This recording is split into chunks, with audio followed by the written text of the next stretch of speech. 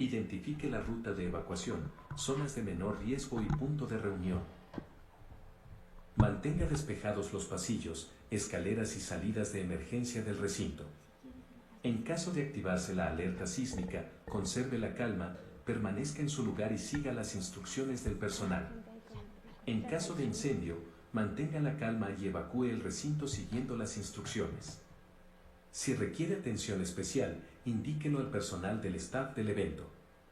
En caso de evacuación, diríjase al punto de reunión de manera ordenada y en silencio siguiendo la ruta de evacuación señalizada. Gracias. Muy buenas tardes a todas, todos y todes. Bienvenido, profesor Francisco Valdés, a esta su casa, al Instituto de Investigaciones Jurídicas de la Universidad Nacional Autónoma de México. Vamos a dar inicio a la quinta sesión del seminario permanente del Observatorio de Reformas Políticas en América Latina y de la línea de investigación de actores de la representación, democracia e instituciones que tiene este instituto. Esta es una actividad conjunta y, como saben, algunas veces son sesiones híbridas como la de hoy y otras son sesiones solamente virtuales.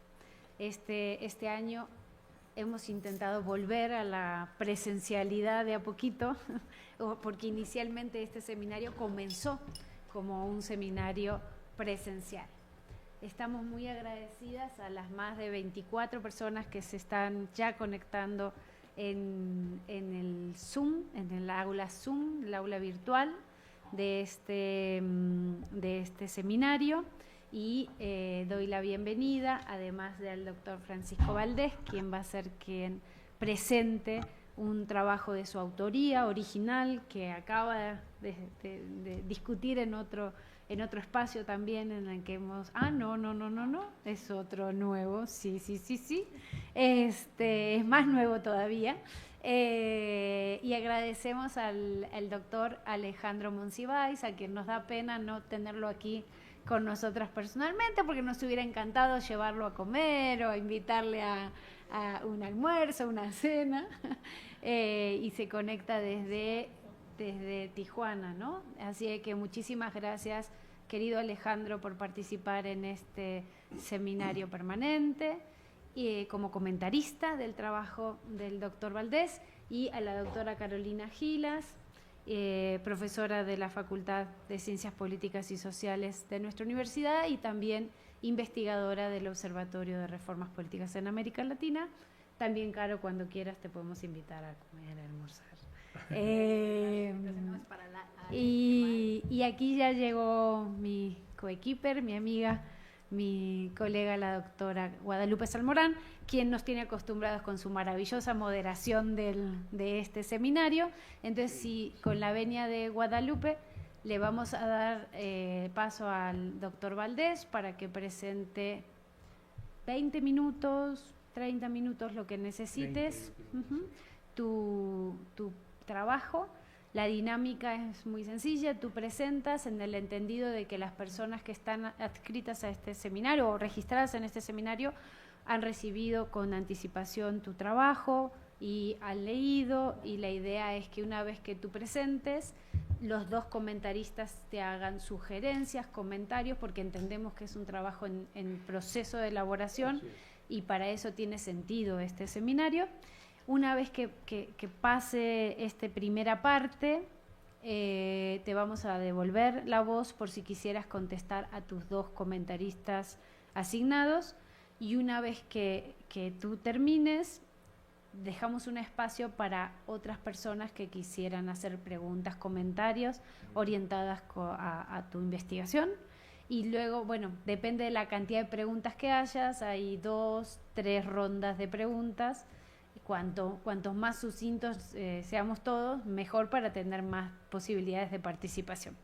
Así que sin más, querido Francisco, tienes la voz y tienes ahí el micrófono. Sí, sí, cualquiera de los dos, a tu consideración. Voy a poner acá porque voy a estar mirando la pantalla y luego te lo paso. Muy bien. Pues muchísimas gracias por recibirme en este seminario. He sido testigo de algunas sesiones ya del seminario que me parecen muy fructíferas, y el seminario mismo como tal una aportación muy importante para la discusión de las reformas políticas en América Latina. Quiero comentar rápidamente que este texto, México, la Constitución de la Autocracia, número 1, el bloque político, constituye un capítulo de un libro en proceso al que le corresponden otros bloques. Por ejemplo, el bloque de los derechos. Como veremos, en el conjunto de las reformas constitucionales que se han realizado en el periodo 2018 hasta el presente, tratamos de llegar más o menos hasta marzo de este año, y todavía no parece que termine la cuestión, entonces de alguna manera el escenario está abierto. Quiero disculparme con mis comentaristas y los lectores solamente porque cuando estaba casi terminando el paper tuve un problema con el programa, el procesador de palabras, que tuvo a bien tener una ¿cómo se llama? Una actualización que lo echó a perder, y tuve que pasarme a Pages, el programa de Apple, que yo manejo una computadora Mac, y luego volverlo a pasar otra vez a Word para hacerlo PDF y imprimirlo. Entonces hay algunos errores tipográficos por ahí, y bueno, asuntos que seguramente se podrán arreglar posteriormente. Dicho esto, entonces empiezo ya a comentar lo que yo planteo. La idea central del texto está basada fundamentalmente en que la Constitución forma una parte muy importante del Estado político, y que el Estado es el ordenamiento normativo de la sociedad, y en él la Constitución tiene el catálogo de valores que fundamenta dicho ordenamiento y la organización de poder que se traduce en referente jurídico vinculante para todos los miembros, gobernantes y gobernados. Entonces, valores y reglas es lo que tiene un Estado, y valores y reglas fundamentales es lo que normalmente tiene una Constitución. El texto es una revisión de las reformas constitucionales en materia política durante el periodo 2018 a 2025. Y el texto encuentra que el proceso reformista proviene de la voluntad de concentración de poder para desdemocratizar la arquitectura constitucional pluralista, orientándola hacia la autocratización del régimen y del Estado. Así como se habló en su momento de rupturas democráticas, pues hoy podemos estar hablando de rupturas autoritarias. Y creo que lo que estamos viendo en México es justamente, con este nuevo esquema constitucional, una ruptura autoritaria. También el paper encuentra que este cambio se produjo a través de reformas legales y constitucionales impulsadas desde el Poder Ejecutivo con el objetivo de concentrar el poder, debilitar los contrapesos institucionales y reformular la arquitectura del Estado. El método incluyó el desacato abierto al Poder Judicial en muy diversas de sus instancias. Encuentra también que el país ha transformado su poder constituyente, es decir, su Constitution Making Power, como se le llama en la ciencia política, de uno basado en el acuerdo recíproco entre actores, a otro fincado en la unilateralidad de un solo actor. Esto pues es algo que proviene, es un análisis hecho ya hace muchos años por Carl Schmitt. Cuando habla del origen de las constituciones, él distingue justamente estos dos tipos de origen constitucional, el que se produce por acuerdo y el que se produce por la voluntad de un solo actor. En este proceso se cumple con las condiciones para establecer las nuevas bases de una comunidad política o Estado que, además del monopolio de la violencia legítima y la administración, ha cambiado los valores del pluralismo político por los del autoritarismo populista totalizante. Un poco de contexto, especialmente para aquellos que no conocen el caso mexicano de primera mano, para los que lo conocen y para los mexicanos que lo hemos experimentado directamente, pues son asuntos que ya se conocen mucho, pero aquí presento en esta gráfica cómo en México el Estado de Derecho ha regido en una forma muy mediana o mediocre. Tiene niveles bajos, además, de cumplimiento constitucional. Esto no lo reflejo en la exposición, está en el trabajo, pero no quise recargar demasiado la presentación. Sin embargo, en esta gráfica podemos ver el índice del Estado de Derecho entre 1900 y la actualidad, 2024, como la línea roja es la línea de México, que comienza en 1900 en muy bajo, casi cercano al cero, hasta subir en los tiempos de la democracia, después del 1990, en los años 2000, 2010, a superar la media mundial, que es la línea azul, durante unos cuantos años para empezar de nuevo a bajar más o menos alrededor del año 2015 en adelante y después empezar a declinar de manera importante. Gobernantes y gobernados entonces han buscado inveteradamente constitucionalizar derechos. Esta es una característica mexicana. Aquí cambiamos la Constitución cada jueves y si no nos da la gana lo hacemos el sábado. Entonces se cambia y se cambia y se cambia. Se han identificado casi cerca de 800 decretos de reforma constitucional desde 1917, y hablo de decretos, no de artículos, lo que significa que pues, el parecido de la Constitución actual con la de 1917 es pues, prácticamente inexistente. Hay un par de artículos solamente que permanecen igual. Entonces los mexicanos tenemos esta propensión a cambiar la Constitución como resultado de acuerdos que en otras latitudes se consideran dignos de estar pues, en el pacto político o en acuerdos legales, no necesariamente cambiando la Constitución. Y esto da lugar a muchísimos, a un alto nivel de impunidad y también a un alto nivel de pragmatismo, como lo consigna la historia política de México. El informe de VIDEM del año 2025 clasifica a México como democracia electoral ya de zona gris, en su informe más reciente, que incluye datos hasta el año pasado, hasta el 2024, es decir, ya incluye el proceso electoral del año pasado. El país se dirige a sumarse a las autocracias electorales, régimen que ya abarca a la mayor parte de la población mundial con 3.7 mil millones de personas. Y en todos los índices del reporte 2025 de VIDEM, vemos cómo México se desploma.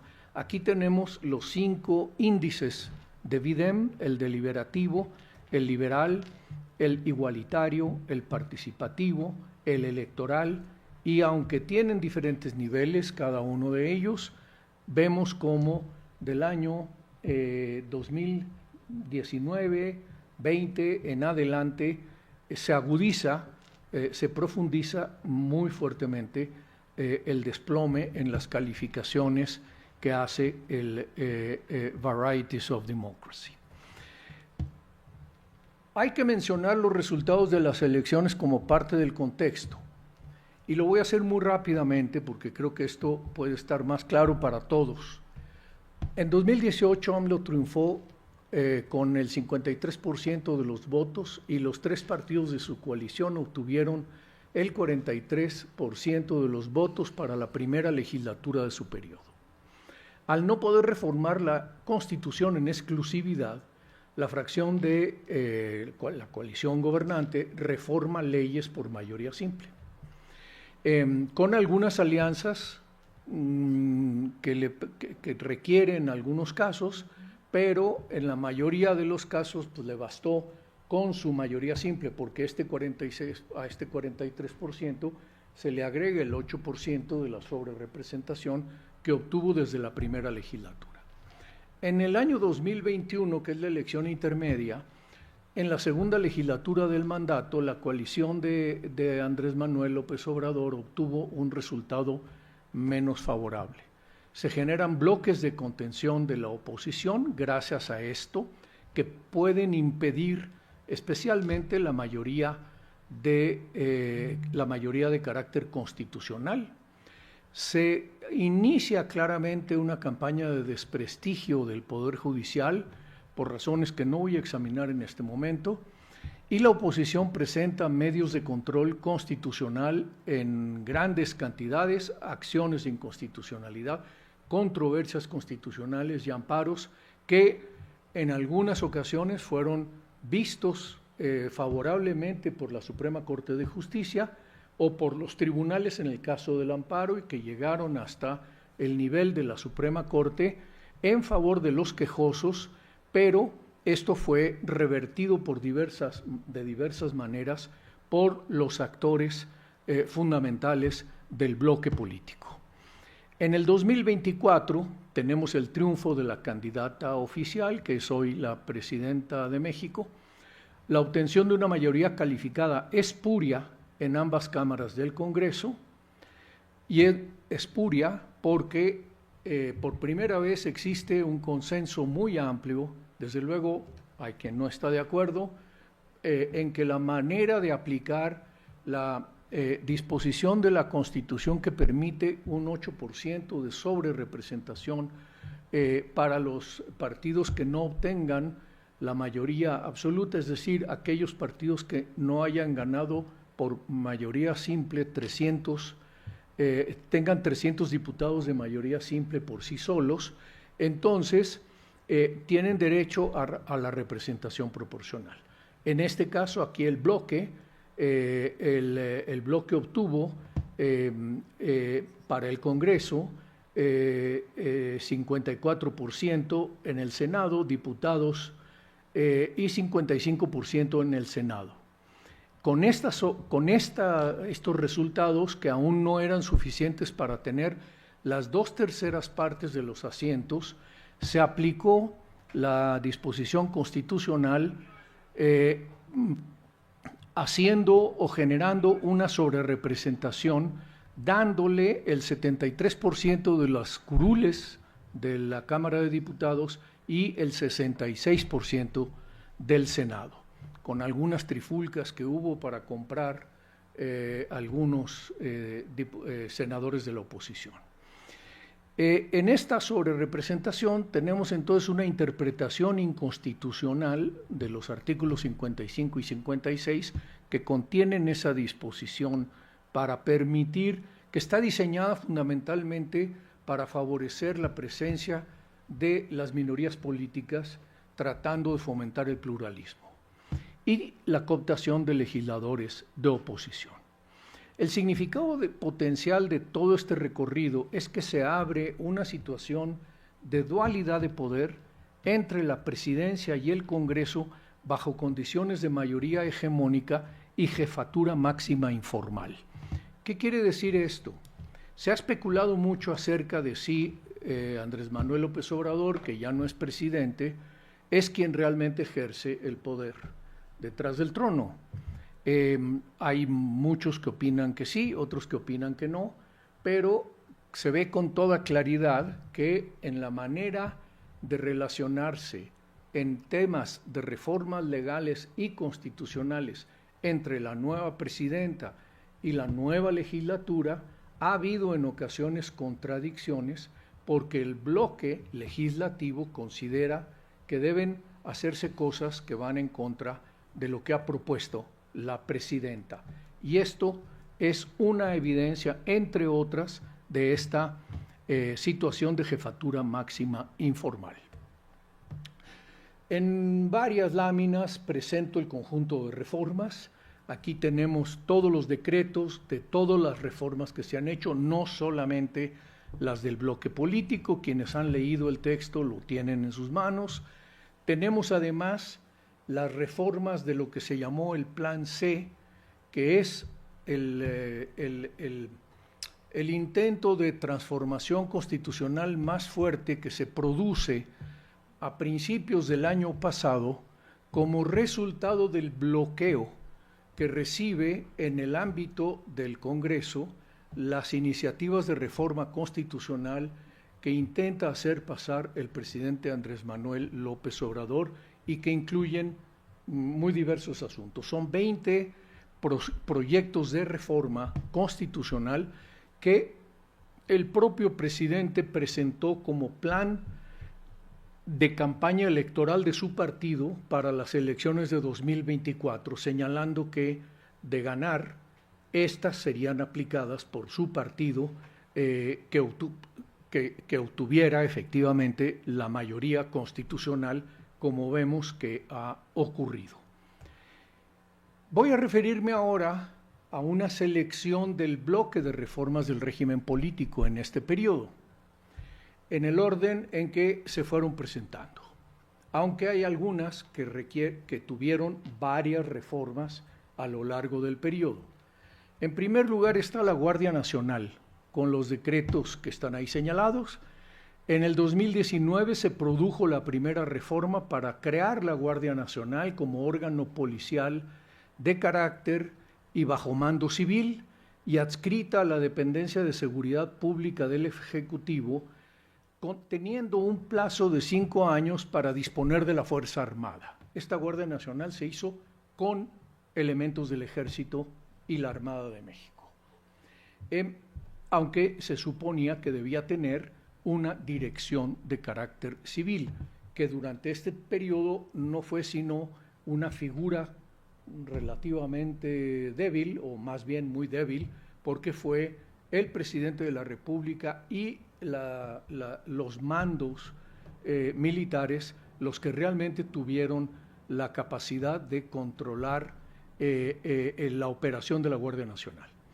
En 2022 se le amplía el periodo a 9 años a la Guardia Nacional para disponer de la Fuerza Armada y se le agregan algunos controles de rendición de cuentas frente al Senado que tiene que ofrecer periódicamente.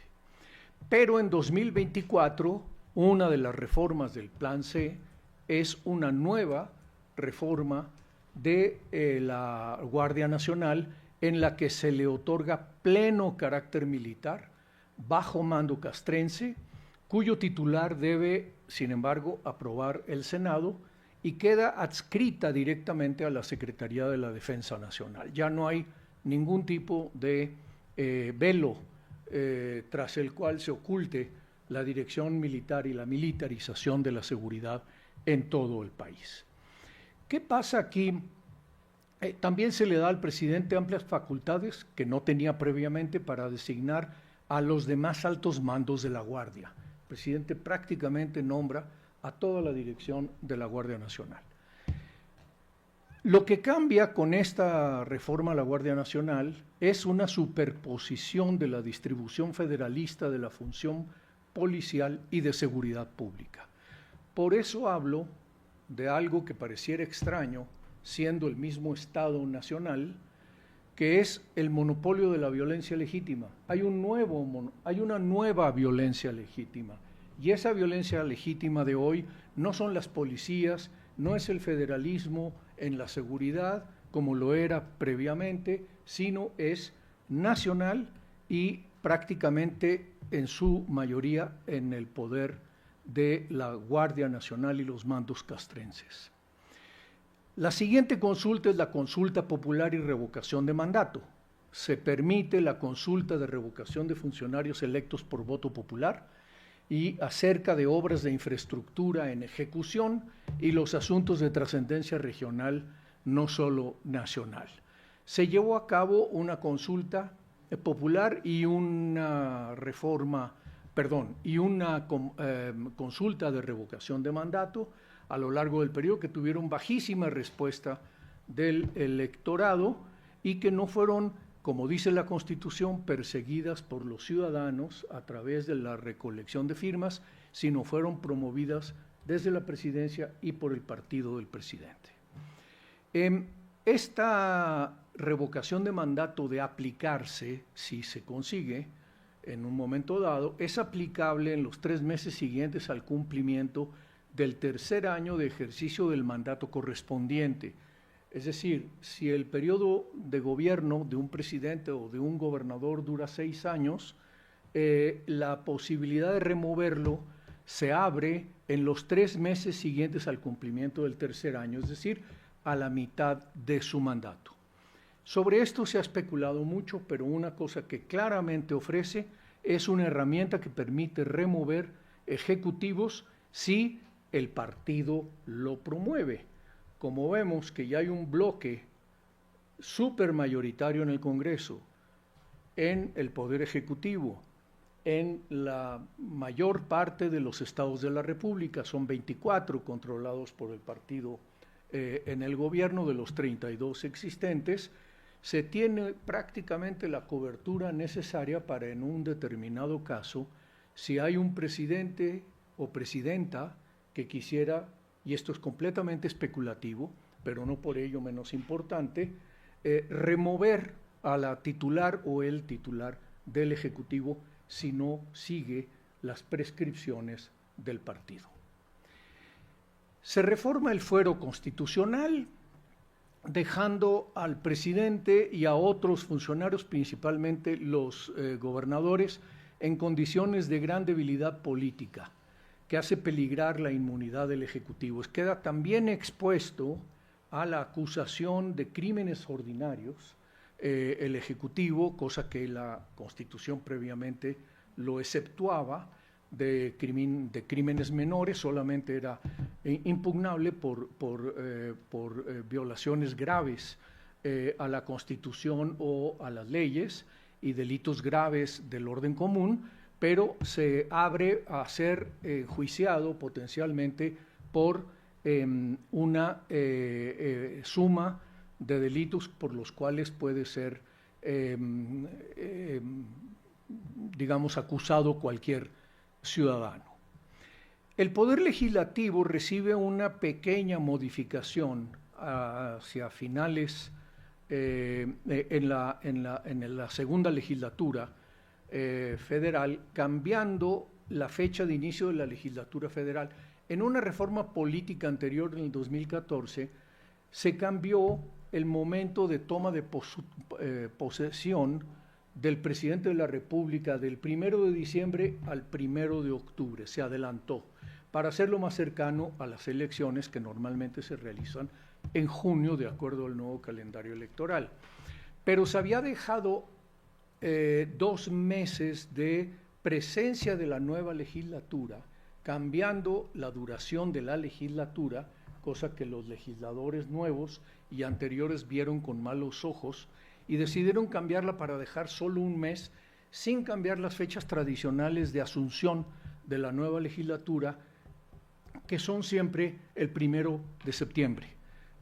Con lo cual se deja un periodo de 1 mes en el que el presidente de la República puede realizar reformas o acuerdos con la nueva mayoría legislativa que se presente, aunque le queden 30 días de mandato. El Poder Judicial es una de las reformas más importantes. Ayer tuvimos la elección de jueces en el país, todos deben estar ya enterados de lo que ha ocurrido hasta el momento, que tiene 3 características fundamentales. Primero, se modifican los medios de control constitucional en reversa, es decir, hoy tenemos menos medios de control constitucional porque se ha limitado el amparo, la controversia constitucional y la acción de inconstitucionalidad. Segundo, se hacen modificaciones con la idea de que hay que elegir popularmente al Poder Judicial, y estamos eligiéndolo por etapas, Ayer fue, si no me equivoco, la tercera parte de jueces, magistrados y ministros. Los ministros sí fueron todos los que se eligieron. Se hacen modificaciones a la estructura orgánica del Poder Judicial, con 4 características principales. Una es el órgano de administración judicial, se le dan nuevas funciones. Esas funciones, permítanme, voy a abrir mis notas de aquí mismo en la, solamente para señalar la gravedad de estas funciones que ahora se establecen.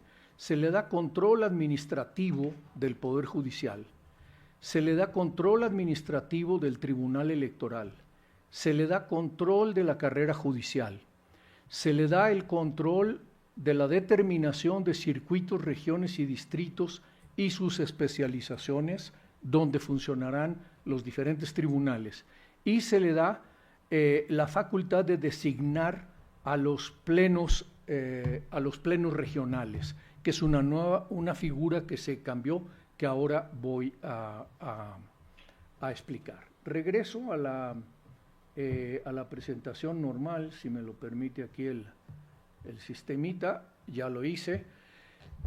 Tenemos entonces como tercera característica es una limitación de los mecanismos de control constitucional como el amparo, las controversias y la acción de inconstitucionalidad, y se establece la elección popular de jueces y magistrados, reduciendo la independencia judicial al someterlos a un proceso de carácter estrictamente político. Se hace una reforma en octubre pasado de supremacía constitucional. Hay una gran polémica durante septiembre pasado en la que se da hay una conmoción de la opinión pública acerca de la profundidad y gravedad de las reformas que se están realizando, y ante ello la fracción mayoritaria, supermayoritaria en el Congreso, introduce una nueva reforma constitucional, señalando que las reformas que se establezcan, tanto las establecidas como las que vengan posteriormente, no pueden ser impugnadas por ningún medio constitucional. Le dan supremacía constitucional a la Constitución, como si no la tuviera ya y como si la supremacía fuera inmodificable, cosa que es absolutamente un contrasentido. Por lo tanto, se cierran las vías de control del poder en materia de acción constitucional. Es decir, la Corte, los tribunales e incluso está en duda si las instancias internacionales de los tratados de derechos que México tiene firmados en las diferentes convenciones, tratados y acuerdos van a tener efecto si hay quejosos mexicanos por no tener los medios de defensa frente a cambios en la Constitución, entre ellos los que he estado señalando. Se hace una reforma de las áreas estratégicas, de lo que se consideran las áreas y empresas estratégicas del Estado, Comisión Federal de Electricidad, Petróleos Mexicanos y otras empresas y ramas con las cuales se vuelve al estatismo económico que se había transformado al modificar la rectoría del Estado a una rectoría que permitía las alianzas público-privadas en las diferentes materias, y que esto fue, por el bloque actualmente en el poder, considerado un pecado neoliberal que manchaba el alma blanca del nacionalismo mexicano. Finalmente se hace la simplificación orgánica, que es un eufemismo para la desaparición de los órganos autónomos del Estado. Aquí también tienen la lista, no los voy a enumerar, la lista contiene el organismo que se suprime. En la segunda columna, quien lo asume, todos los asumen el gobierno central. El gobierno central asume el control de telecomunicaciones, de la Comisión de Competencia, la evaluación de la política de desarrollo social, la política y el acceso, la política de transparencia y el acceso a la información, la Comisión Nacional de Hidrocarburos, la Comisión Reguladora de Energía, el Sistema Nacional de Mejora Continua de la Educación.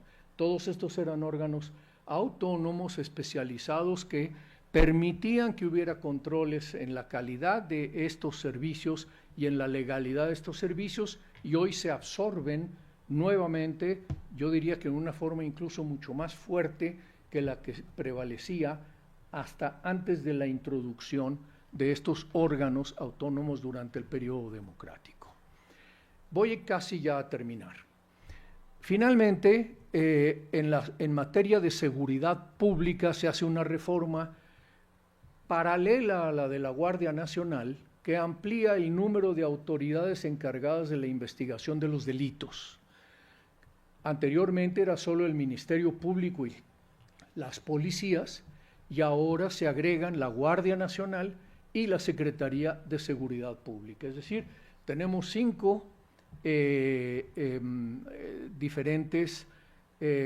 4 diferentes mecanismos de investigación de los delitos que se superponen entre sí, que se supone que se tienen que coordinar, pero que cuestionan el sistema y la jerarquía de persecución del delito que previamente se tenía.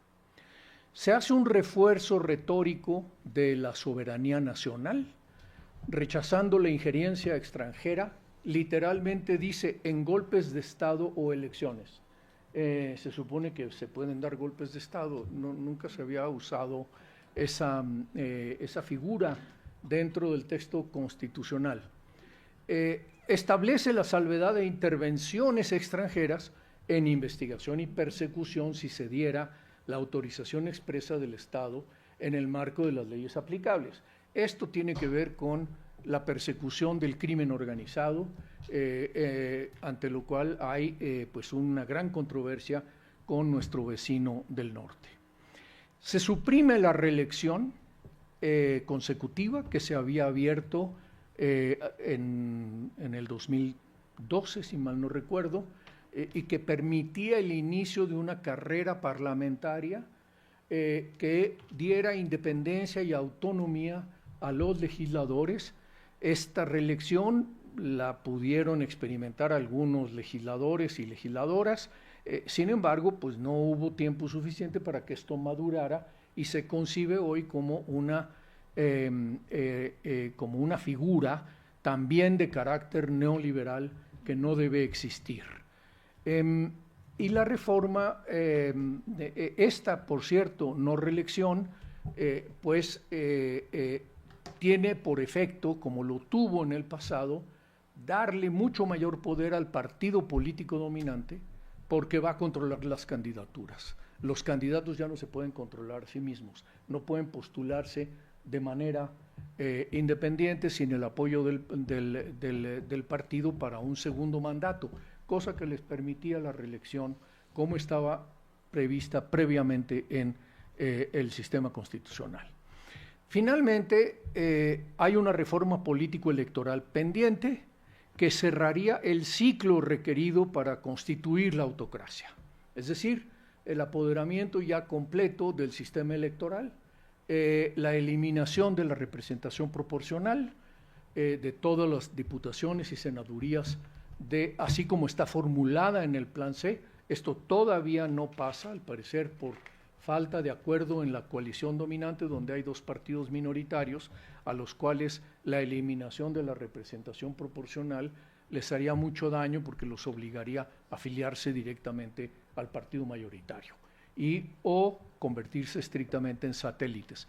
Pero lo que puede ocurrir si se aprueba es que volvamos a una situación parecida a la de los años 60, en que pues había partidos políticos independientes, autónomos, que eran satélites del sistema, pero que no tenían ninguna posibilidad de competir en el sistema electoral, aparte de la forma en que atrapa nuevamente en su formulación a las instituciones electorales y al Tribunal Electoral, que desde mi punto de vista han sido ya capturados para el proceso electoral del 2024, como lo hemos visto con una de las pruebas fundamentales, que es la legitimación por parte de ambas instituciones de la sobrerepresentación del 73%, es decir, una sobrerepresentación de 30 y tantos por ciento por encima de los votos obtenidos por parte de la coalición gobernante. Finalmente, concluyo. La voluntad autoritaria dictada desde un polo dominante es un hecho ya institucionalizado en un solo bloque, que controla el Congreso, el Ejecutivo, hoy ya empieza a controlar la Judicatura y controla ya la mayoría de los estados. El tradicional bajo nivel de cumplimiento constitucional al que nos referimos al principio permite también prever un alto grado de pragmatismo y discrecionalidad. Aquella vieja idea de que pues si es enemigo le aplicamos la ley, si es amigo no se la aplicamos o se la aplicamos menos severamente. Y ante el conflicto político y social, pues dependiendo del tipo de tratamiento que se decida otorgar al disidente en materia de la aplicación de situaciones como las que aquí estamos viendo, de disidencia y de movilización social. Los hechos han aclarado las apreciaciones que había al principio del gobierno en 2018, 2019, había una especie de apuesta entre quienes decían que este gobierno, el gobierno anterior y el actual, no apostarían por romper el juego democrático o sí apostarían por romper el juego democrático. Creo que ya quedó claro con estas reformas constitucionales que apostaron por romper las reglas del juego democrático, que el proceso y sus resultados son una regresión democrática en toda la línea, y aparecen dos hipótesis de investigación: los signos de una potencial crisis que conjunta lo económico con lo social y lo político ante la situación económica de déficit fiscal que predomina en el panorama. Esto no lo he explicado anteriormente, pero conviene señalar que las arcas públicas están prácticamente exhaustas, con la aplicación y el desmantelamiento de instituciones para aplicarla a presupuestos que van a las ayudas sociales sin la realización de reformas fiscales de gran calado que permitan la obtención de nuevos recursos. Esto puede dar lugar a una situación de crisis financiera que, si se desata, podría llegar a una situación que abra paso a alternativas distintas que pueden ir desde el cierre más duro, la dictadura, hasta la desembocadura en nuevos pactos y acuerdos de amplio calado entre viejos y nuevos actores, es decir, una salida de este modelo hacia una recuperación del pluralismo anterior.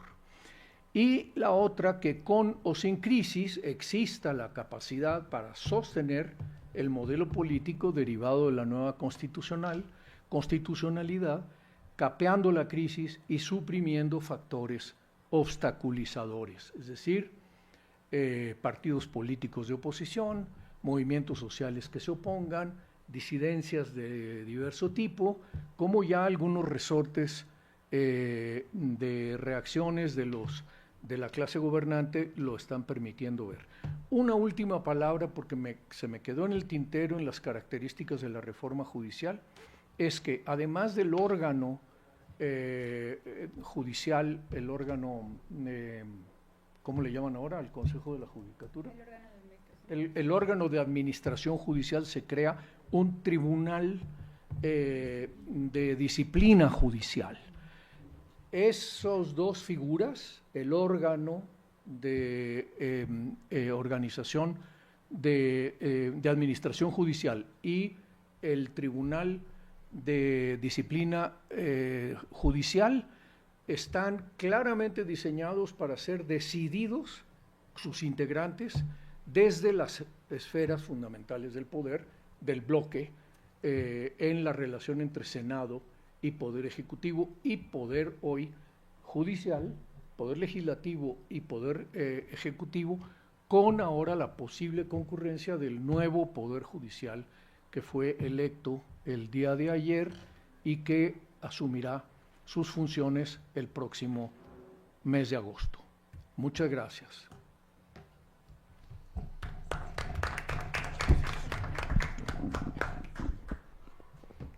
Muchísimas gracias, Francisco, por estas reflexiones que ponen los puntos claves de tu trabajo y que no puede ser una reflexión más oportuna para abonar a esa resaca democrática, obviamente estoy siendo irónica y hablando a título personal, del día de ayer. Pero es que de verdad la perplejidad es muy grande, sobre todo cuando uno hace interlocución con la prensa extranjera y pervives mucho escepticismo sobre los signos, ¿no? Las señales de que México, pues cada vez más de manera paulatina y no tanto, pues va perdiendo sus credenciales democráticas. Pero me voy a gobernar porque no soy yo una de las personas expositoras, ni tampoco comentarista. Realmente es un gusto para mí el día de hoy estar con Flavia, con toda la equipa del observatorio y también estar escuchando no solamente tu trabajo, Francisco, de la que soy una asida lectora,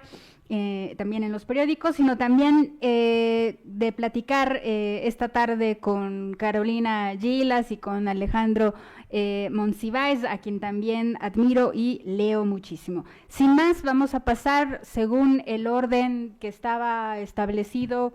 Comenzamos con Carolina para después escuchar Alejandro Monsiváis, después de lo cual, Francisco, te daremos la palabra para que puedas hacer una primera reacción de estas dos intervenciones y luego ya seguir con la discusión, ¿sale? Carolina, sin más, adelante. Muchísimas gracias, muy buenas tardes a todas, todos. Siempre feliz de estar en este espacio mensual que tenemos en el observatorio para leernos, comentarnos, vernos, discutirnos a distancia y en cercanía.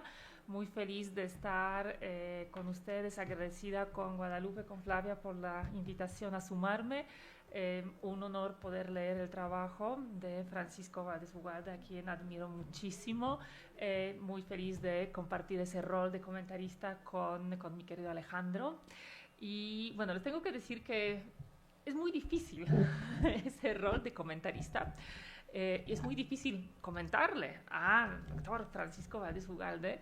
Y es muy difícil además comentar un trabajo con el que uno está de acuerdo, ¿no? Porque esa disección de lo que está pasando con nuestro México, pues es una disección que yo también comparto, que también sostengo, y todas esas preocupaciones y esa narrativa pues la hago propia, ¿no? Es un paper que documenta de manera muy sistemática ese proceso de erosión institucional, de erosión democrática que estamos observando desde 2018, que pues, usa marcos teóricos apropiados, que proporciona evidencia empírica muy sólida de este deterioro. Entonces, lo leí y dije, bueno, ¿yo qué digo? ¿No? Tengo 10, 15 minutos, entonces, ¿yo qué puedo decir en este seminario? Además de que estoy muy de acuerdo y que estoy muy preocupada y tengo, igual que Guadalupe, esa resaca o ese nudo pues que lleva tiempo desarrollándose, pero también muy fuerte después de la jornada de ayer, por supuesto, ¿no? Entonces, bueno, trate de pensar, porque entiendo que, por supuesto, ese es un inicio de un trabajo muchísimo más robusto, que me imagino que vamos a poder más o menos pronto leer un libro de completo sobre este tema, que este año, que documentará todo ese proceso de manera todavía más robusta de lo que estamos leyendo aquí en el paper. Entonces, trate de pensar cómo podría quizá hacer algunas sugerencias para que Francisco quizá pueda si así lo decida, si le parezcan útiles, incorporarlas en este proceso de reflexión que está llevando en este momento, tanto teórica como metodológica, como empírica. Entonces, leyendo, digamos, voy por partes, ¿no? Entonces, empezando con el marco teórico comparativo, en efecto, haces referencia, Francisco, a esa idea de la tercera ola de autocratización, hablas de autocratización, pero creo que podríamos ahí fortalecer esa parte hablando de México como hoy en realidad ya uno de los casos paradigmáticos de ese proceso, de esa idea de una erosión, un deslizamiento gradual, donde, o sea, porque el concepto se cita como tal, pero como que se antoja ampliar un poquito, ¿no? La discusión teórica y quizá también la discusión comparada para situar México en paralelos, contrastes con casos como Hungría, Polonia, Brasil en su momento, ¿no? El Salvador, algunos otros casos, para ver esos patrones comunes. Y ahí creo que también es muy interesante en esa lógica, además de tercera ola, la cuestión como del timing, ¿no? O sea, porque México siempre llega tarde a todo, pero cuando llega... llega con ganas, ¿no? Cita eso, ¿eh? ¿No? Que cita la doctora Freidenberg. Así pasó con la paridad y ahora está pasando con esa erosión democrática, ¿no? O sea, México llegó pues, después de muchos otros casos en la región y en el mundo que pudimos observar, pero con qué ganitas ha llegado, ¿no? Entonces también quizá es interesante y eso me vincula con el otro concepto que estás utilizando que también creo que uno que amerita más debate y dos creo que podrías hacer además un aporte muy interesante que es el de constitucionalismo abusivo, ¿no? Porque ahí retomas a Dixon y Landau con ese trabajo de Abusive Constitutional Borrowing y de ahí justo también esa idea de timing, ¿no? Porque ellos lo que plantean en ese texto es que ya hay como un fenómeno global, ¿no? Una especie de globalización donde esos dictadores wannabe, ¿no? Miran a los otros y dicen, mira qué bien le ha funcionado, ¿no? Hay que empezar por el Poder Judicial, hay que empezar por los medios, por las, o sea, como esos son las rutas que hay que seguir. Entonces, es otra vez como regresa a esa idea de timing, ¿no? O sea, de en qué momento llega México y en qué sentido cómo podemos pensar que el México está aprendiendo quizá de otros casos en lo que está haciendo, cómo funciona como ese aprendizaje y ese concepto de constitucionalismo abusivo que es de por sí muy interesante, leyéndote y escuchándote estoy pensando y se podría añadir un apellido de populista, como retomando que también estás ahí con esa línea analítica, coincido de que se trata de gobiernos populistas, ¿no? Que esa visión de legitimidad popular, ¿no? Por el voto que nace del pueblo, que viene desde el pueblo, que el líder, ¿no? En su relación con el pueblo, retomando a Flavia, a Urbinati, a Müller, a otra literatura, quizá ir construyendo ese diálogo en qué medida esa voluntad popular legitima la concentración del poder, deslegitima los contrapesos, moviliza los apoyos para los cambios constitucionales, ¿no? Eso quizá podría ser también interesante. Otra cosa que también estuve pensando, otra vez en cuestión como de tiempos y la metodología, que quizá podríamos pensar que hay algunos como puntos de quiebre, algunos momentos específicos, ¿no? Que activan esos momentos que impulsan o abren las posibilidades a que vayan en cascada, ¿no? Que inicien esos cambios que nos llevan hacia el autoritarismo e inclusive que quizá podríamos pensar que hubo una especie de secuencia institucional, ¿no? O sea, que fue por fases. O sea, tú mismo lo estabas articulando en el paper, en la exposición, que empieza como muy gradual, la primera mitad, ¿no? Del sexenio de AMLO, después se limita un poquito porque su capacidad, bueno, su control en el Congreso disminuye, pero a partir del 24, con la victoria tan importante, con el control de los congresos estatales, ahora se acelera de una manera muy impresionante, ¿no? Entonces también como esa idea de que depende cuáles son esos puntos de quiebre que ha permitido que se frenara, que se acelerara. También creo que es una reflexión interesante sobre este ciclo que hemos observado en estos, pues ya son 7 años, se sienten como si fueran 70. ¿No? Igual también otra cosa que podría, creo que, fortalecer el análisis es preguntarse un poquito sobre dónde está la ciudadanía en todo eso, que otra vez nos lleva a la misma idea del populismo, ¿no? Porque como enseña Flavia, el líder populista no existe sin sus seguidores, ¿no? Y el populismo, o sea, no hay populismo sin el pueblo, ¿no? O sea, no hay manera de construir ese tipo de liderazgo, ese tipo de gobierno sin apelación y sin un pueblo que responda a esa apelación, ¿no? Entonces, pues, ¿dónde está la gente en eso? ¿Dónde está la confianza? ¿Cuál es el apoyo? En las encuestas que salieron días antes de la elección judicial, pues 70% de la gente decía que es buena idea elegir jueces, ¿no? Y es cuando uno dice, ¿cómo hemos llegado? ¿No? Bueno, pues sí hemos llegado porque durante 6 años, en las mañaneras, todos los días, o casi cada tercer día, se decía que todos los jueces son corruptos, que todos los jueces sueltan a los malos malotes, que todos los jueces, todo el Poder Judicial vive de nepotismo, ¿no? Cuando... No entro ya en detalles porque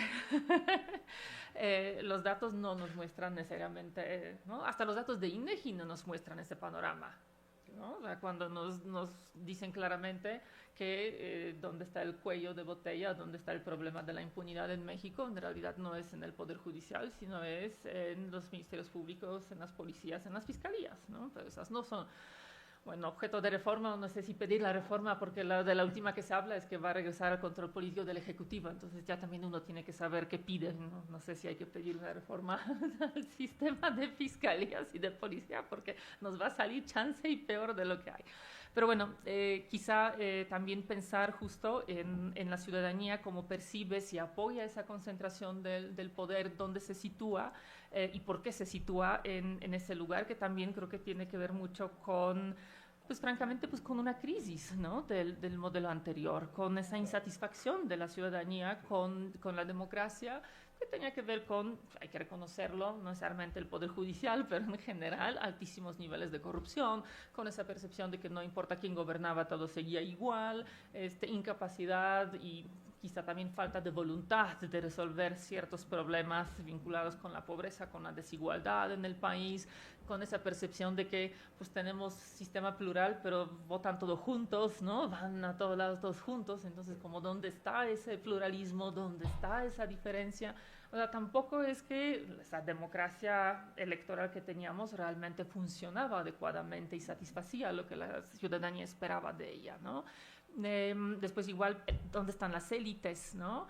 Qué tan nuevas esas élites en Morena, qué tanto es el viejo PRI, qué tanto es un nuevo partido político, cuáles son esas conexiones. Y en la captura del Estado que analizas, creo que también podrías incorporar el impacto en el federalismo, porque uno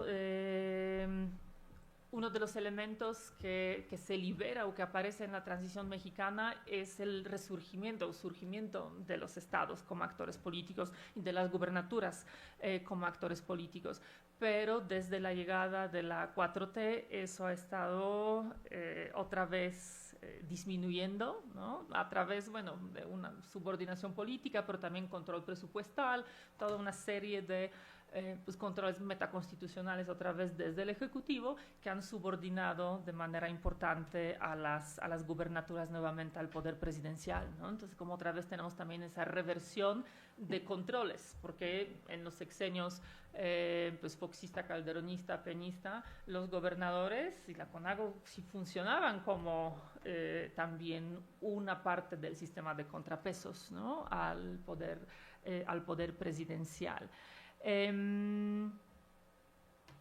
Igual papel de los medios, quizá, factor internacional, creo que también hay que, no sé cómo voy con el tiempo, perdónenme, no me fijé mucho. Creo que factor internacional es interesante e importante. Por un lado, creo que estamos en un contexto no solo regional, pero ya global a esas alturas, de unas muy claras tendencias autoritarias, populistas y a la derecha, que bueno, ahí es otro debate, pero yo no considero que 4T es un gobierno de izquierda, ¿no? O sea, yo los veo más a la derecha que a la izquierda, más allá del discurso, ¿no? Pero en términos de políticas públicas y las decisiones económicas han sido más neoliberales, ¿no? Achicamiento del Estado, transferencias directas, cancelación de muchos proyectos de intervención del Estado en la sociedad, son decisiones neoliberales. La negación de una reforma fiscal, ¿no?, progresiva que necesitamos, pues también es una decisión neoliberal. Es un discurso conservador. O sea, muchos otros señales que a mí me hacen no reconocerlo como un partido de izquierda. Pero bueno, en ese contexto global ya de una ola de autocratización, una ola populista, se contagian, ¿no?, esos países. También ese aprendizaje, también otro texto que podría ser interesante quizá para retomar, el de Anne Applebaum, de Autocracy S.A., ¿no? No, ella lo publica, Autocracy Unlimited, ¿no? En inglés. Inc., eso, Incorporated, sí. Inc. Autocracy Inc., que creo que salió como S.A. en español, no me acuerdo. Donde justo también habla de esas técnicas de aprendizaje y de control económico, ¿no?, que también lleva esa relación con los medios, con el mundo empresarial, que pareciera que estaban muy alejados, pero resulta que no tantito como pensaba uno, ¿verdad?, que sí se logra acomodar al poder nuevamente.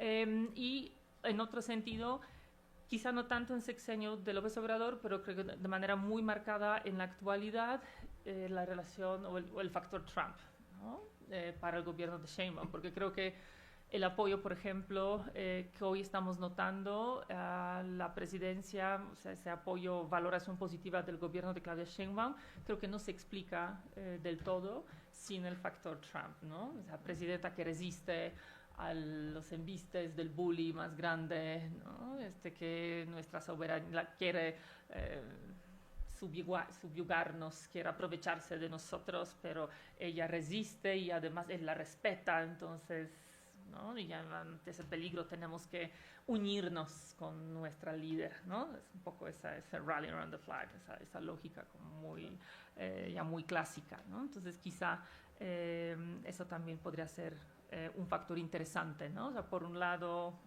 esos contagios, podríamos pensarlo en ese sentido. Yo siento que estamos en los años 20 del siglo pasado. Me dan miedo los 30. Más de todo, ¿no? Y por otro lado, bueno, aunque parece que vamos a tener quizá 2 décadas en una, así como va esto, está un poco más acelerado. Pero por otro lado, justo el factor Trump en el caso de México. Y bueno, cerrando ya más como dos detallitos más. En el listado de las reformas constitucionales, que está como al inicio del trabajo, van todas, las que restringen la democracia, pero también hay algunas que amplían los derechos. Sí. Por ejemplo, paridad, los derechos de personas afromexicanas, restricción de edad mínima para postulaciones a los cargos. Entonces ahí como duda pregunta, o sea, todo eso sí genera como el contexto de un incremento a las reformas constitucionales, pero si podemos meter al mismo saco todas esas reformas, ¿no? En el sentido que quizá no todas son negativas. Y el otro que es muy controvertido, pero es la manera en la que Morena consigue la mayoría calificada en la Cámara de Diputados en 2024.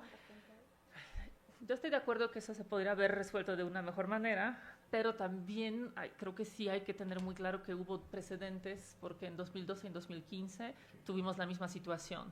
Y ahí, bueno, hay que decirlo, ahí quien decía que eso estaba mal era Pablo Gómez, ¿no? Pero como era Pablo Gómez y como pues no eran los antidemócratas y como era poquitito, pues entonces como a nadie le parecía muy grave, pero técnicamente teníamos una situación jurídicamente igual, ¿no? Teníamos una coalición que como coalición rebasaba el 8%, aunque individualmente los partidos no rebasaban 8%. En aquel momento, pues nadie más se levantó, dijeron, no pasa nada, sigamos.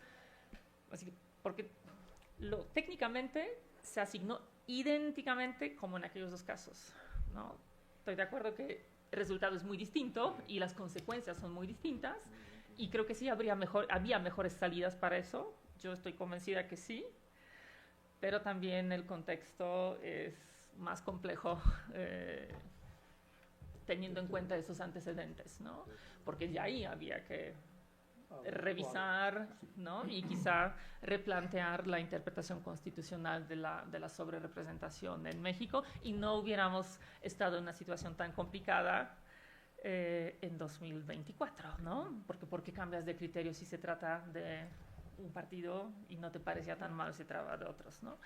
Yo estoy de acuerdo que tampoco estoy, Guadalupe, yo tampoco estoy contenta con cómo quedaron las cosas, ¿no? Pero hay que reconocer que tampoco entonces se han hecho bien antes, ¿no? Bueno, espero que te deje algunas ideas, aunque sean útiles. Un privilegio tener la oportunidad siempre de leerte, y bueno, con ansias voy a estar esperando ese libro. Muchísimas gracias. Gracias a ti, Caro, de verdad, por todas estas observaciones, anotaciones muy estimulantes. Es de verdad para mí el día de hoy un gran reto morderme la lengua y no comentar en este momento, al menos no ahora, para darle la palabra a nuestro querido Alejandro Monsiváis, que nos acompaña desde vía remota, no sin antes recordarles que a quienes todas las personas nos estén siguiendo en las redes del instituto, puedes formular sus observaciones, sus inquietudes, sus preguntas a Francisco para que pueda responderlas en este espacio. Lo mismo que hago ese recordatorio a las personas que están siguiendo esta transmisión desde el aula Zoom. Sin más, Alejandro, te escuchamos. Muchísimas gracias, Guadalupe. Muy buenas tardes a todas y todos. Me siento muy privilegiado de poder participar otra vez en este seminario. Les agradezco muchísimo la invitación, es un gusto, y en particular ante la oportunidad de poder comentar este capítulo del doctor Francisco Valdés. De esta manera les extiendo un saludo muy cordial, muy afectuoso, muy entusiasta a Guadalupe, a Carolina, a Flavia, que están encabezando este proyecto de este seminario, y a todas y todos las personas que nos acompañan.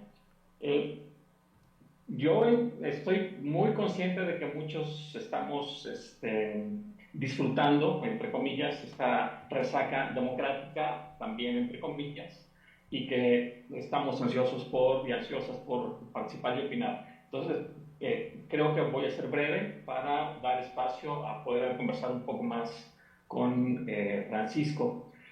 El texto que nos presentó esta tarde el doctor Valdés es un texto que se titula La Constitución de la Autocracia en México, y desde ese punto de vista está muy claro el argumento y el hacia dónde va el contenido de este trabajo. Este estudio nos presenta desde un enfoque de teoría política la transformación del Estado mexicano, como lo señala hacia el final del texto, la transformación de la médula y de la esencia ética, parafraseando a Hegel, la transición de un sistema de acuerdo recíproco hacia un sistema donde hay una directriz unilateral, una autoridad centralizada, digamos, en esencia la constitución de una autocracia. Es un capítulo que nos presenta el contexto político en el cual se produce una serie de reformas legales y constitucionales. Ofrece un análisis bastante útil y bastante exhaustivo de las reformas constitucionales que se promulgaron bajo el gobierno de López Obrador, y también un análisis muy sugerente, igualmente exhaustivo y detallado de las reformas, de las iniciativas que integraron el Plan C, algunas de las cuales, o la mayoría de las cuales se han aprobado, incluyendo la reforma judicial, y faltando la reforma electoral. El trabajo concluye con un balance de las consecuencias de este conjunto de iniciativas, reformas y procesos políticos, y reflexiona acerca de qué espera, cuál puede ser la estabilidad de este régimen emergente, de este sistema emergente, las posibles crisis que lo pueden afectar, e inclusive, bueno, yo no tengo duda de que esto puede durar mucho tiempo bajo el modelo que prevaleció en los viejos y buenos tiempos del autoritarismo priista. También, entre comillas, viejos y buenos tiempos, ¿no? Para que no haya duda acerca de la ironía. Dicho esto, digamos, más o menos habiendo descrito el argumento y los contenidos de este texto, hay algunos apuntes que yo quiero hacer, tanto como para destacar las contribuciones que a mí me parece que están presentes en este trabajo, como algunas sugerencias que ojalá puedan servirle al doctor Valdés para avanzar en este proyecto editorial. Tiene toda la pinta de que va a ser un libro muy importante. A ver, yo soy una de las personas que hemos aprendido mucho y que nuestra carrera académica se ha beneficiado muchísimo del libro que publicó el doctor Valdés titulado La regla ausente. Es un análisis de los momentos constitucionales en México y cómo el orden que prevaleció hasta hace poco, el pluralismo competitivo en la democracia electoral en México, tuvo momentos claves de configuración constitucional.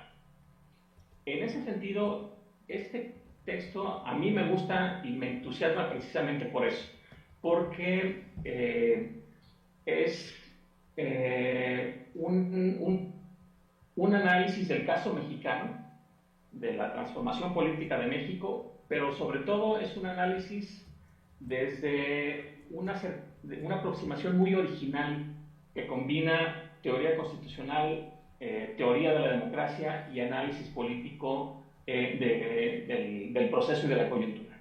Creo que la combinación de estos tres elementos le dan mucha fuerza interpretativa y también a mí por lo menos me ayuda a imaginar y entender este proceso desde un punto de vista mucho más rico.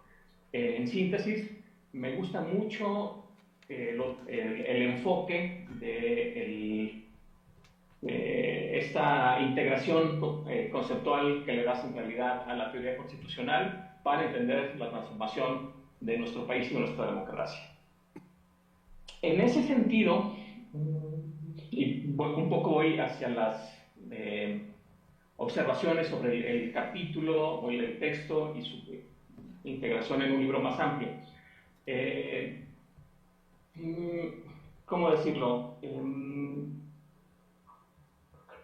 Igual que Carolina, con respecto al análisis concreto del caso, tendría muy pocas cosas que añadir y antes bien muchas notas que tomar. Incluso yo ya tengo notas citadas para los capítulos que todavía no se escriben, por lo que puedo anticipar, ¿no? Por así decir. Pero sí me parece que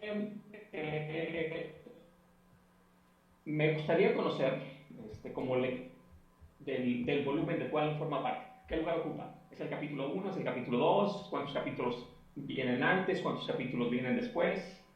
Porque creo que hay elementos en el texto que ameritarían un tratamiento separado o adicional en otra parte.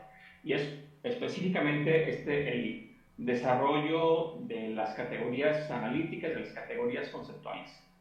No solamente se trata, como mencionó Carolina, del concepto de autoorganización o posiblemente del populismo, ahí depende del enfoque que le quiera dar Francisco, Pero yo creo que sí es importante, sería muy, muy rico un capítulo en este volumen donde se discuta el concepto de Estado, por qué darle una interpretación normativa a un concepto que es más bien descriptivo, como lo hace Francisco Valdés en este trabajo, que considera el Estado, digamos, una entidad normativa, un ordenamiento normativo que regula una sociedad con base en las reglas y valores de una constitución. Esa parte me parece como que muy relevante de explicar con más detalle en algún lado. Por lo demás, y aprovecho algo que olvidé mencionar desde un inicio, es un texto excelentemente escrito. Siempre un placer leer textos muy bien escritos, y este es un caso de una muy buena prosa. También es el tema de cómo se vincula la configuración de un orden constitucional con la constitución de un régimen democrático. En LASA escuché la presentación de Francisco Valdés sobre la defensa de la democracia representativa y algunos índices para evaluar su desempeño en los países del mundo, que yo creo que esa discusión también tiene mucho que ver con lo que se podría formular en un capítulo teórico. Teoría constitucional, teoría de la democracia, autocratización, tipo de regímenes, la función de la democracia representativa, en fin. Me parece como que estos aspectos que están muy presentes en la estructura de este capítulo pueden presentarse de manera adicional. Los sentí un poco apretados y apresurados para lo que puede ser en la introducción del texto.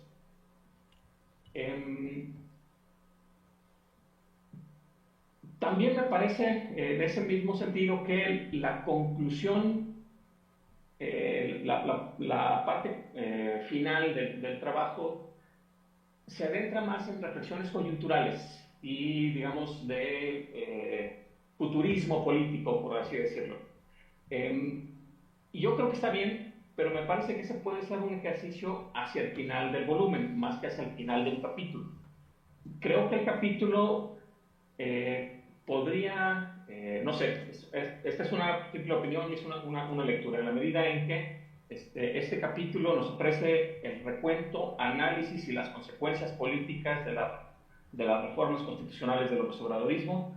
Yo me parecería como que más ilustrativo una síntesis de la forma en cómo gradualmente en distintos aspectos del orden constitucional y legal, las reformas que se fueron aprobando y las que se aprobaron ya bajo el gobierno de Claudia Sheinbaum establecen virtualmente la estructura de una constitución autocrática, que es, a fin de cuentas, el doble sentido que yo encuentro en el título. No es solamente la constitución de la autocracia en México como un proceso político, sino la constitución como un ordenamiento normativo que sostiene un autoritarismo político.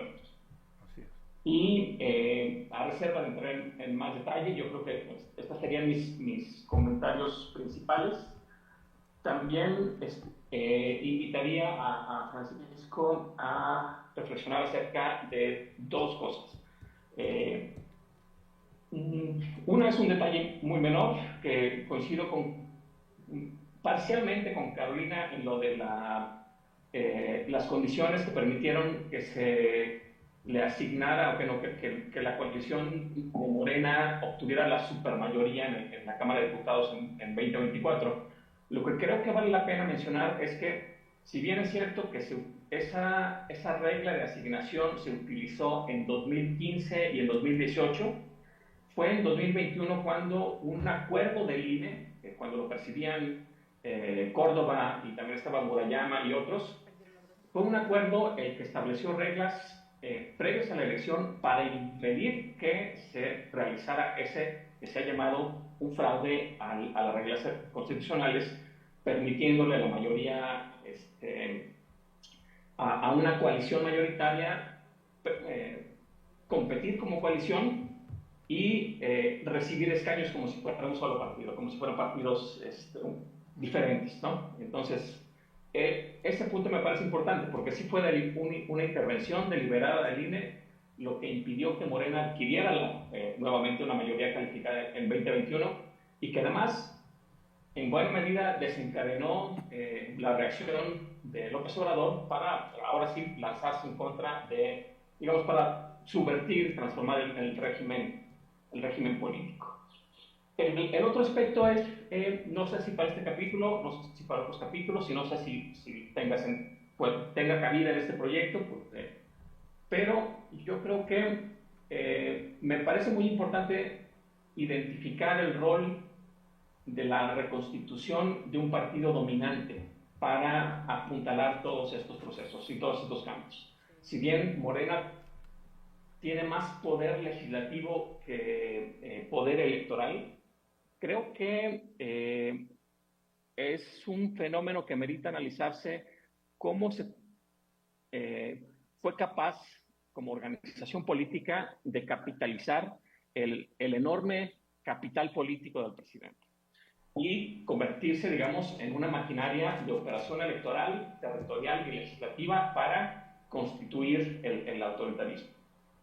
Y finalmente, otro aspecto que me parece clave, ligado con relacionado con Morena, y es la genuinamente ingeniosa manera de solucionar un problema que afecta a todos los regímenes autoritarios, y sobre todo a los presidentes autoritarios, y es el de la sucesión para el siguiente gobierno. Cómo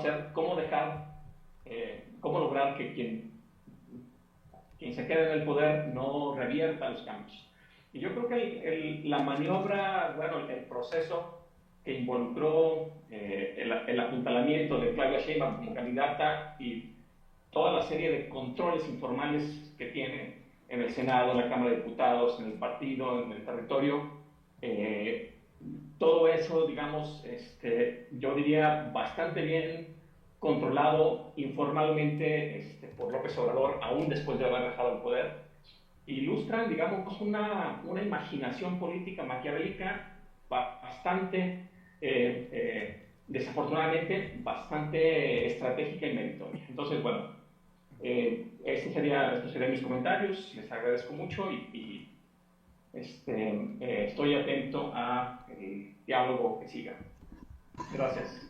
Gracias a ti, Alejandro, por todas estas observaciones que yo cada vez que decía ya va a concluir, de veras lo hace, y no, salían más ideas, o sea que no quisiera ser tú, Francisco, en este momento. Yo sí te invitaría a que, aunque tienes un montón de observaciones y de inquietudes, fueras un poco breve, porque como decía Alejandro, hay mucho interés por tu texto. Ya tenemos algunas participaciones apuntadas. Lo anuncio, te aviso, te anuncio. Yo también me voy a meter en la lista, hasta el último, obviamente. Pero bueno, te escuchamos para esta primera reacción. Muchas gracias. Seré breve, trataré. Bueno, primero que nada les agradezco enormemente y les digo que así como ustedes me dijeron que han leído textos míos, yo también soy un asiduo lector, tanto de Carolina como de Alejandro, y un admirador de ambos. Sus textos me parecen muy importantes, muy inspiradores, y bueno, hay comunidad intelectual.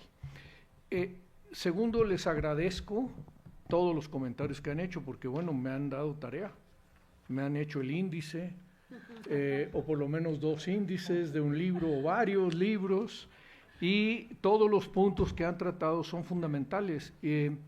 Una excusa que pues no por ello me excusa de desahogar los temas y los problemas, es que este texto fue pensado como un intento de una primera síntesis del conjunto de problemas que están involucrados en el tema, dejando de lado el tema de los derechos, las reformas de derechos, que como señalé desde el principio es otro bloque, el bloque de los derechos, en donde hay reformas que cualquier persona de mentalidad progresista y de convicciones progresistas consideraría que son avances.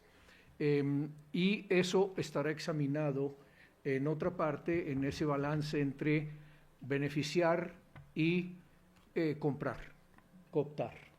Es un poco la combinación en la que he pensado, pero también queda un plus en ese sistema de los derechos, con lo cual cierro ese comentario, en el sentido de el pragmatismo mexicano. También recordemos que la Constitución mexicana ha servido para meter en ella todo y no hacer nada, o hacer muy poco de lo que en ella se dice.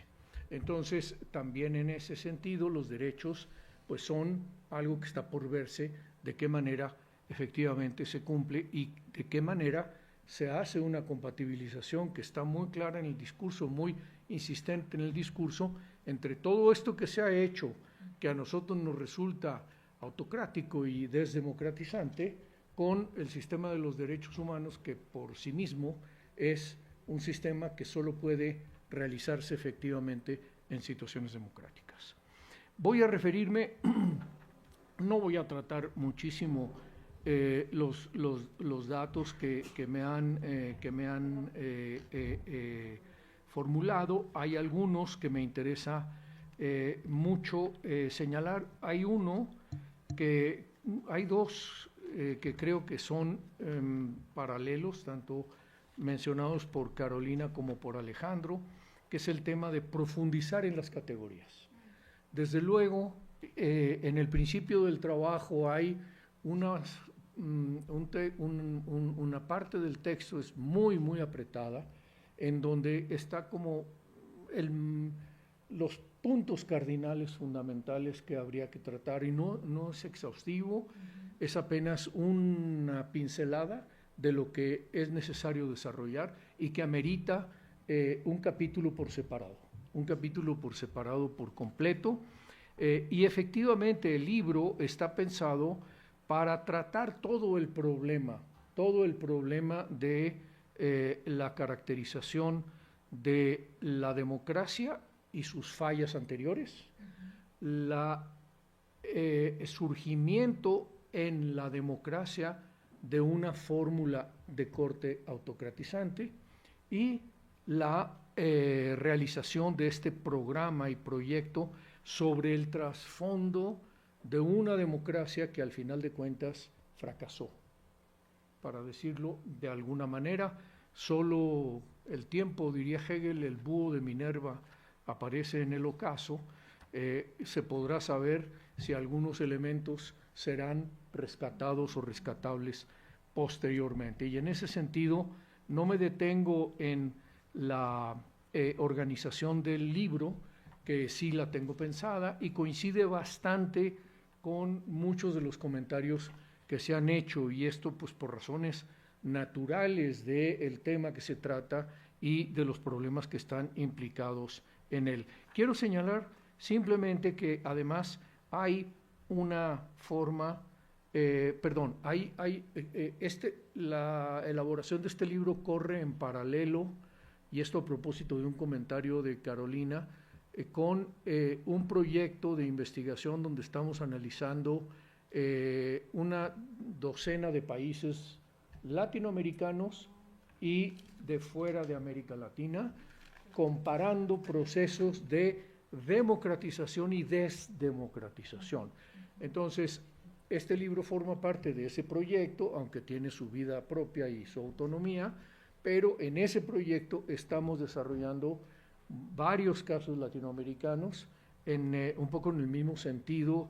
Incluye El Salvador, incluye, cuando menciono los países, no necesariamente estoy diciendo que todos se autocratizaron, sino por el contrario, hay diferentes tendencias.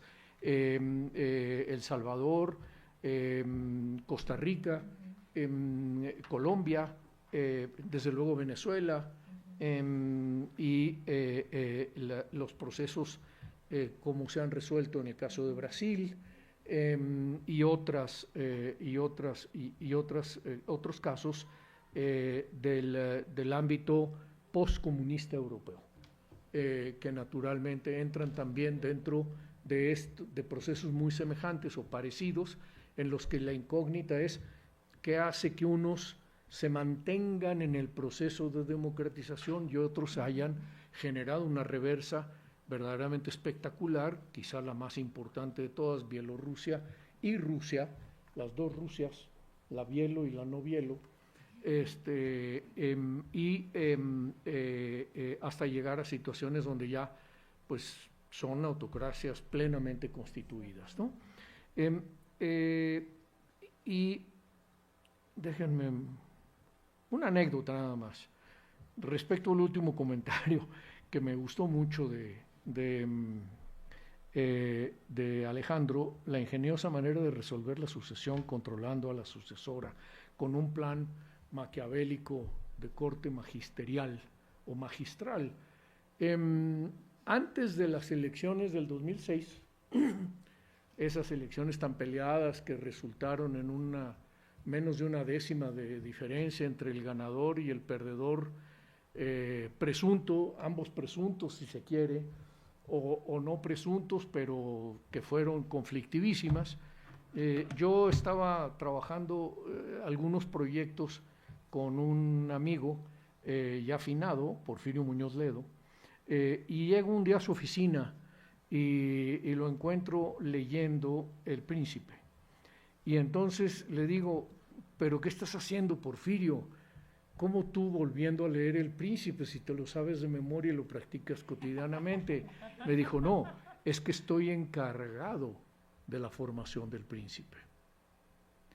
Y entonces le dije, bueno, mira, es muy probable que no llegue a Príncipe.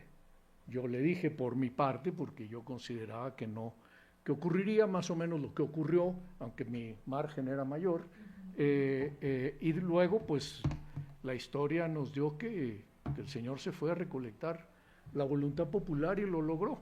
Y efectivamente creo que Porfirio anduvo errado en andar educando donde no debía, aunque creo que más que la educación que Porfirio le haya dado al licenciado López, fue el olfato político de gran estratega que tiene sin duda Andrés Manuel López Obrador. Eso nadie se lo puede negar, aunque sea un gran, digámoslo así, un estratega del mal, para decirlo de alguna manera, ¿no?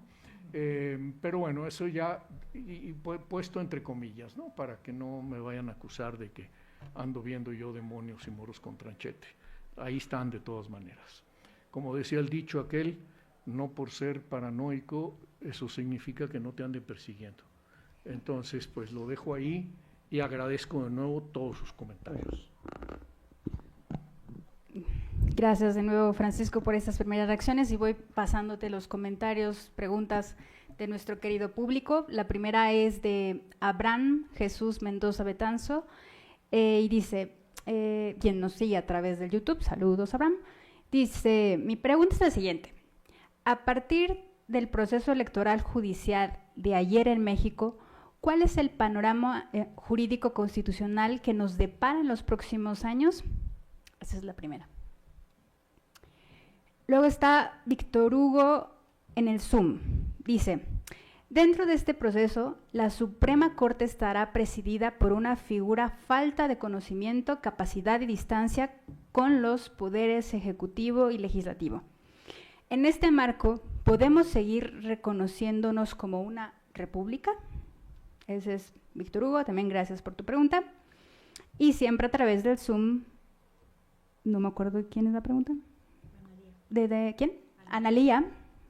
Dice, bueno, te agradece por tu exhaustiva exposición y dice, quisiera preguntarle dónde considera usted que se encuentra hoy la oposición o la resistencia al modelo político que se busca instalar, en qué actores, ámbitos, instituciones o grupos, teniendo en cuenta la sobrerepresentación del oficialismo y el comportamiento de otros partidos políticos, entre paréntesis, cooptación. Muchas gracias. ¿Puedo agregar las mías? Bueno, me sumo a varias de las observaciones, no voy a repetir, que te han hecho tanto Carolina como Alejandro por lo que hace al marco teórico. La verdad es que Alejandro es muy, muy humilde, pero sí voy a decir de que, o sea, tu texto con el texto de él y de Azul y de otra persona, no me acuerdo cómo se llama, que salió en el Journal of Democracy, va muy en sintonía, ¿no?, de identificar algunos pues puntos, ¿no?, signos de autocratización que podrían muy bien ayudarte. Yo también quiero que me leas, no es que yo me quiera hacer promoción, pero también, si quieres, te puedo pasar un texto en el que precisamente, por un lado, encuadro al régimen anterior dentro del marco populista, y otro que justamente pues, se enfoca en las estrategias políticas y jurídicas que desde la administración pasada, este régimen, pues, que podemos decir, sí, populista, no tengo dudas, pues ha hecho en contra, sobre todo, del Poder Judicial. Dicho eso, me llama, o sea, voy a intentar hacer los puntos críticos porque ya te dijeron muchos, y yo te juro que me uno a todos los aplausos.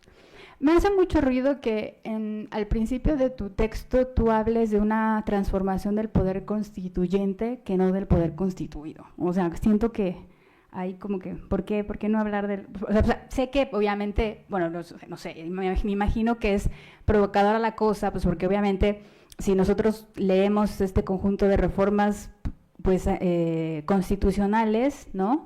Pues han cambiado de identidad a la propia Constitución, que precisamente pues la convierten en una autocrática, pero me hace ruido. Luego, híjole, fíjate, me hace ruido también, Francisco, te lo digo, aunque comparto la preocupación, aunque comparto todo el diagnóstico, de hecho yo no, mira, aquí están todos los signos que tú, digamos, señalas de autocratización de México, y yo digo 10 de 10, pero me hace mucho ruido a mí como más joven, bueno, todavía, ocupar el pasado, ¿no? Para leer el presente, ¿no? Sobre todo hay una parte en la que dices, no, en materia de libertad académica, casi, no dices casi, dice, hemos regresado a 1966, cuando Gustavo Díaz Ordaz, y yo digo, o sea, de que sí ha habido una, o sea, afrenta a la libertad de prensa, a la libertad académica, ahora los periódicos, los medios de comunicación se autocensuran para no ser tan incómodos, pero no lo sé, o sea, estas se me hacen unos estiramientos que digo, tal vez están un poco forzadas, Francisco. Luego, no sé, me quedé pensando, porque, insisto, aunque creo que pones todos los ingredientes del cóctel Molotov para que México vaya perdiendo sus credenciales democráticas, hay unas que, digamos, que son propiamente cambios o instrumentos, más bien, que son una expresión de la instrumentalización del derecho constitucional, que abona en la concentración del poder del Ejecutivo, en principio, ¿no? Que son muy claras, ¿no? La de la reforma mal llamada Guardia Nacional, la desaparición de los OCAS y la elección popular de jueces. Yo digo, en ese tipo de tres casos, o sea, no hay una duda sobre el ensanchamiento del poder ejecutivo, ¿no? En esas áreas. Pero hay otras, como te decía Carolina, o no sé si estoy malinterpretando su intervención junto con la de Alejandro, que si bien pasan por la modificación de reglas o de normas constitucionales, la concentración del poder tiene que explicarse no nada más a nivel normativo, entendiendo por nivel normativo jurídico, sino por esta conjunción, no sé cómo llamarla, colusión, identificación entre, al menos por lo que hace en el régimen, la administración pasada, pues, de esta conjunción del presidente de facto del partido, no voy a decir de Estado, pero del partido hegemónico, ¿no? Con la titularidad de la presidencia, con la mayoría, yo sí digo espuria, de Morena y sus aliados en el legislativo. Y solamente así, yo digo, no nada más estamos hablando de una tendencia autocratizante en el sentido de que el ejercicio del poder deja de partir de lo bajo, sino desde del autócrata hacia abajo, ¿no? Sino que rompe, y ahí sí yo me invitaría a usar ese otro concepto de desconstitucionalización, ¿no? O sea, de un debilitamiento no propiamente de la dimensión electoral de la democracia, como tú dices y citas a Bidem, sino como un debilitamiento del principio de división y separación de poderes, ¿no? Y entonces, ahí sí, a pesar de que todos los casos que citas remiten pues a cambios constitucionales, sí creo que hay ciertas cambios que se prestan a una interpretación propiamente jurídica que denotan el ensanchamiento del Poder Ejecutivo, y hay otras que necesitan una explicación mayor, ¿no? Porque cuando yo de repente leía lo de la reelección, lo de la revocación de mandato, lo del fuero constitucional, yo decía, bueno, Francisco, en teoría, yo sé que cómo se han usado esas figuras en México, pero en teoría eso iba en dirección contraria, ¿no? O sea, a debilitar el poder del Ejecutivo. Perdón por lo extenso de mi intervención, pero sí, la verdad es que ha sido muy estimulante leerte y, bueno, no muero de las ganas por escuchar tu reacción. ¿Y está anotada Flavia? ¿No lo sabía? Adelante. Que súper interesante escucharles a todas y a todos, y tengo 3 preguntas puntuales. Yo creo que más bien una comparativa y 2 metodológicas. ¿Por qué autocracia y no erosión? ¿Cuál es el límite? ¿Cuándo dejas de ser solo un proceso de retroceso de la democracia a convertirte en autocracia? 2. ¿Has encontrado que México, en ese proceso de retroceso, ha hecho cosas distintas a las que han hecho otros países de la región?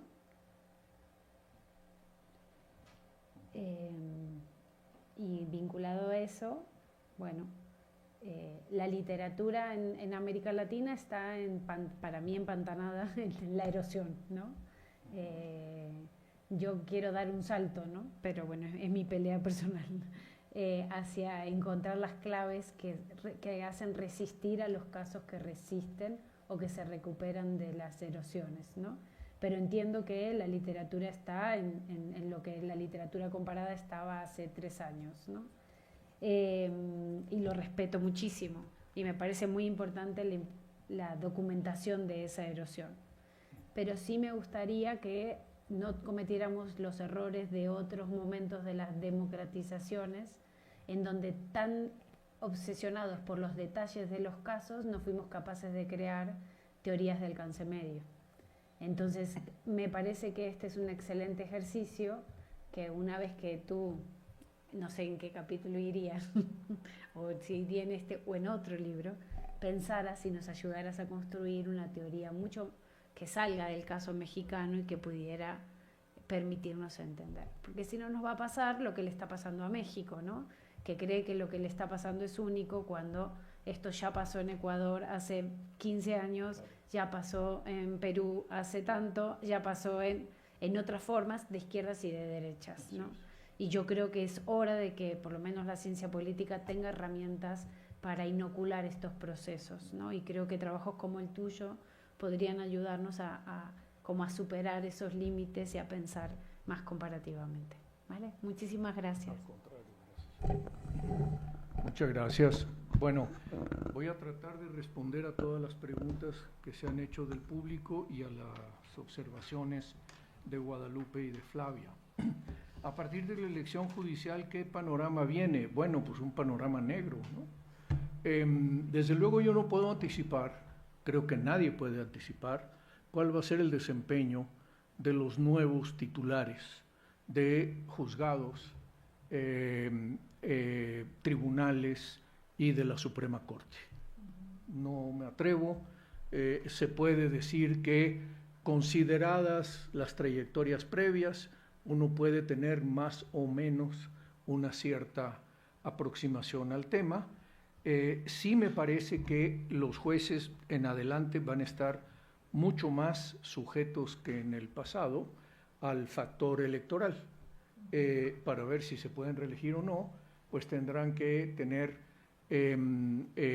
más o menos garantizado su pase a las candidaturas, pero esto no necesariamente va a ser filtrado en el ámbito de la ciudadanía, sino en el ámbito del o los partidos. Entonces, esto no lo sabemos, no podemos augurarlo. Respecto de la administración de justicia, lo que es la función fundamental de los jueces, lo que yo veo es que se va a producir un rezago muy grande, que acumula el rezago ya existente en los juzgados, en los tribunales y en la Suprema Corte, que es gigantesco. y que va a afectar a los usuarios del Poder Judicial que probablemente, aunque esto tampoco me atrevería a aseverarlo con una absoluta certeza, podrían acudir en masa a resolver sus querellas a los juzgados. Creo que esto no va a ocurrir. Tiendo a pensar que un poco lo que pasó con la elección ayer, en términos del porcentaje, que si fue el 11 o que fue el 13, bueno, fue muy bajo. Fue el 10% o poco más del padrón electoral y desde luego no pareciera ser que haya mucha gente interesada en ahora ir a buscar amparos, a buscar resolver asuntos, sino que van a seguirse desahogando de la manera natural que los venían haciendo, pero vamos a ver cómo los casos que tengan mayor resonancia política van a tener, creo que va a ser la tendencia, a ser resueltos con mucha mayor cercanía y empatía con el poder político constituido. Y por lo tanto, la autonomía, la independencia, la posibilidad de que los jueces juzguen, sentencien, resuelvan en contra de los poderes del Estado y de las autoridades va a ser menos posible. La república, bueno, muchos ya la dan por perdida. Efectivamente, una república requiere de la separación de poderes. Una vez que veamos el funcionamiento de ya los tres poderes constituidos de la forma en que están y del federalismo, pues veremos esto que mencionábamos, que mencionaba Alejandro muy atinadamente, se sostiene, no se sostiene, va a entrar en crisis, es sostenible, no es sostenible. Esto me lleva a un punto que me anticipo a tratar y que planteó Guadalupe, no está todavía elaborado dentro del texto, pero está contemplado dentro del libro, que es, ¿puede haber aquí un nuevo partido hegemónico? Bueno, hay ingredientes de un partido hegemónico que ya están puestos, pero hay otros que no están puestos.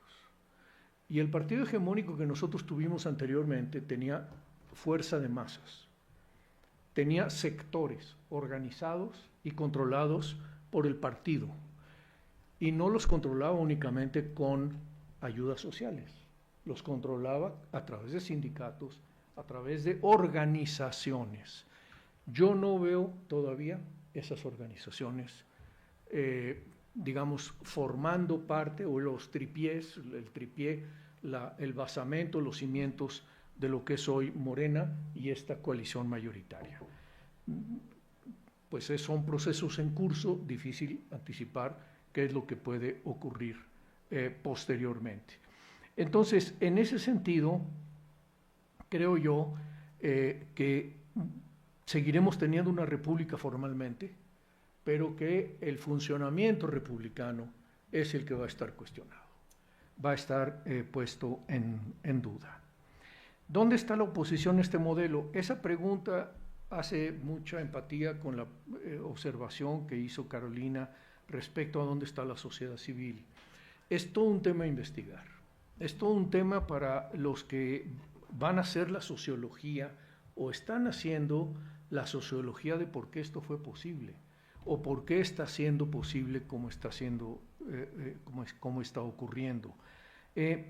Y la oposición política, bueno, pues lo que vemos está primero en un pasmo absoluto, segundo en una extrema debilidad, no tiene capacidad de movilización, no tiene capacidad de alzar la voz en el ámbito parlamentario y no está teniendo capacidad de fomentar una resonancia pública lo suficientemente fuerte como para tener significado. Me llama la atención como, por ejemplo, tengo la impresión de que es más fuerte el efecto de la llamada comentocracia que las opiniones de los partidos políticos en el ámbito público. Se notan más las opiniones de de los periodistas, de los articulistas, de los comentaristas, de los analistas, de los politólogos, las politólogas, la gente que estudia los fenómenos, que lo que están haciendo hoy los partidos políticos, lo cual es una desgracia.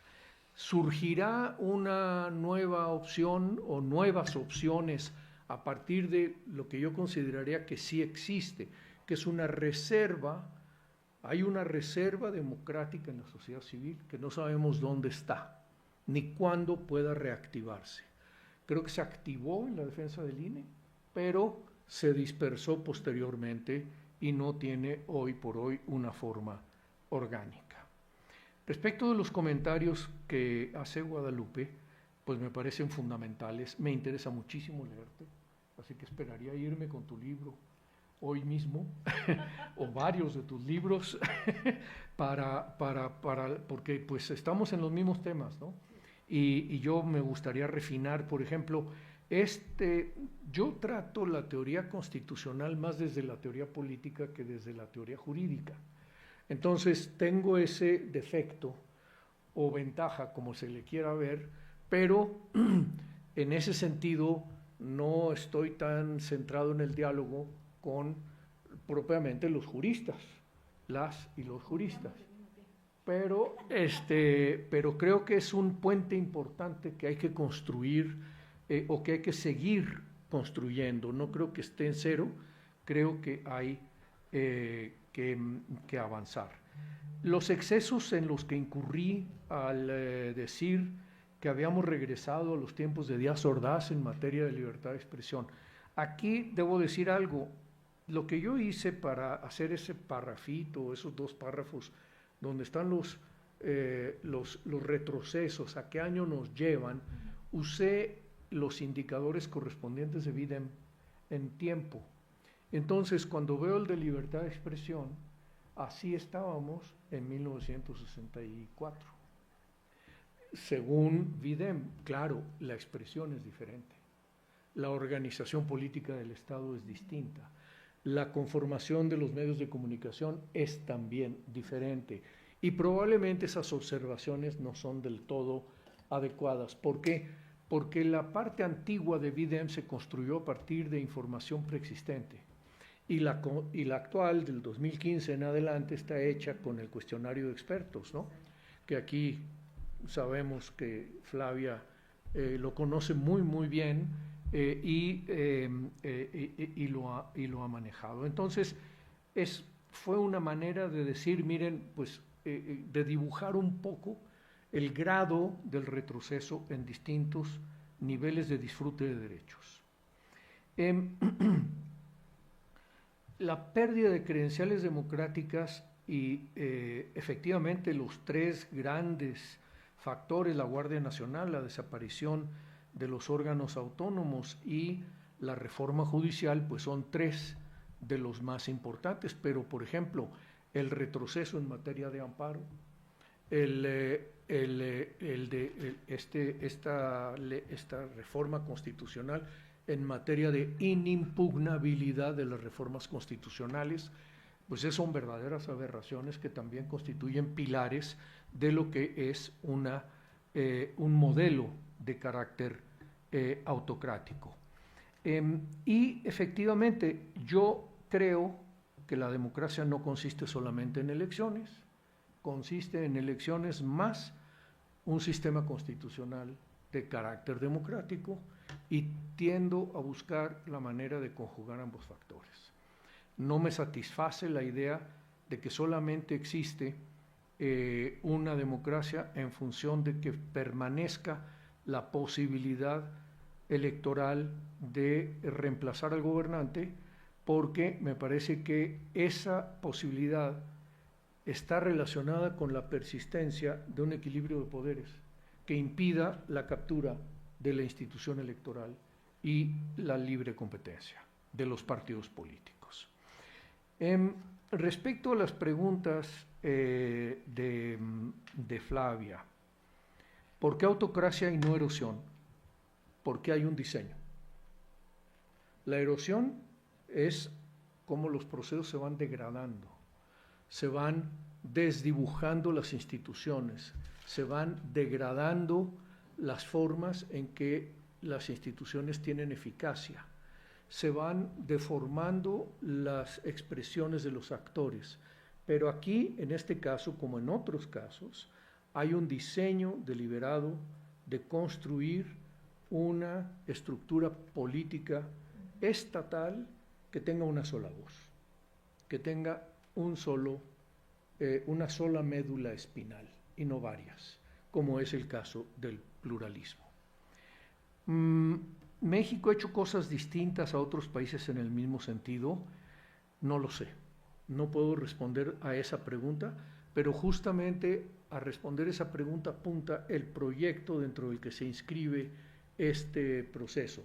Y quizá habría que dedicarle todo un seminario a estas diferencias. Me parece que es muy atinada la opinión que tú has dado y la observación que haces de que es necesario que construyamos teoría a partir de diferentes casos y no solamente de un solo caso, y que le quitemos la singularidad excesiva que normalmente tienen casos como el de México para los analistas mexicanos, ¿no? O sea, esto del ombligo de la luna sigue siendo fuerte y los mexicanos tendemos a ser muy centrados en el caso mexicano, y la ciencia política mexicana hasta hace muy poco era casi exclusivamente mexicana.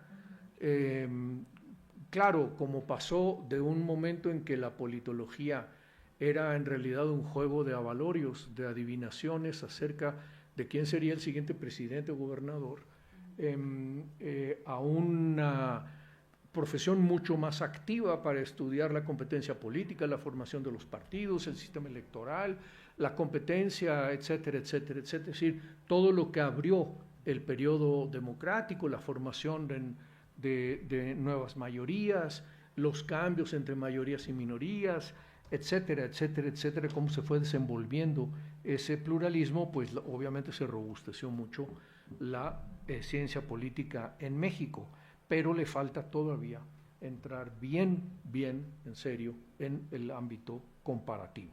Y aquí, pues sí, efectivamente hay que hacer un gran esfuerzo para construir teoría original capaz de explicar estos fenómenos, de situar esta problemática en su especificidad y al mismo tiempo en su cómo se sitúa dentro de lo universal.